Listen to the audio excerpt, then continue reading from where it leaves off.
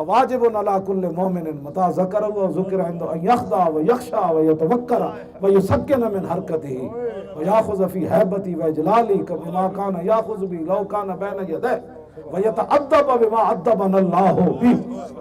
وهذه كانت سیرت السلف والائمة الماضین وتعذير بالمبالغة في نصرته واعانته وتعظیمه. ہاں جی، اور وعادت الصحابة في ذلك المبالغة وهم وإن بالغوا فلم يبلغوا ما هو حقه. ایتھے آ کے امام تقی الدین سبکی قلم توڑ دیتا، فرمایا صحابہ باویں بڑے بڑے مبالغے کیتے، اینج بھی نہیں کیتا، سب بھی لڑائے صدیق اکبر، پھر اینج بھی نہ کیتا، 70 زخم لا کے اینج بھی نہ کیتا. فرمایا باویں انہاں سمندر میں یہ گھوڑے سٹ دیتے، تہ بند بند کے کیسر و کسرا دے دروازے جا کھڑکائے. ایک خاتون نے چاروں رشتوں تو بات بھی کیا، کل مصیبت بعدک جلل لیکن فلم یبلغ ما هو حقہ. حضور تو حق تا اتنا وڈا ہے کہ صحابہ بھی ادا نہ کر سکے.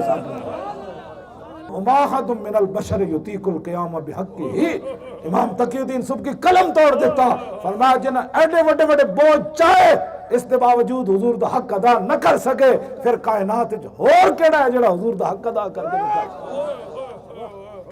قدر نبی دا ایک ہی جانن، قدر نبی دا ایک ہی جانن، قدر نبی دا ایک ہی جانن، قدر نبی دا ایک ہی جانن، قدر نبی دا جانن والے سو گئے بچ مدینے. قدر نبی دا جانن والے، قدر نبی دا جانن والے، قدر نبی دا جانن والے.